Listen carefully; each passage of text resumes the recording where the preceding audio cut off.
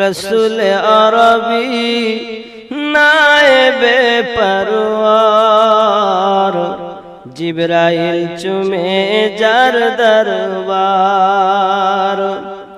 লাম থেকে হয় লা ইলাহা, আলিফ থেকে হয় আল্লাহ, মিম থেকে হয় নামে মুহাম্মদ যিনি রাসূলুল্লাহ।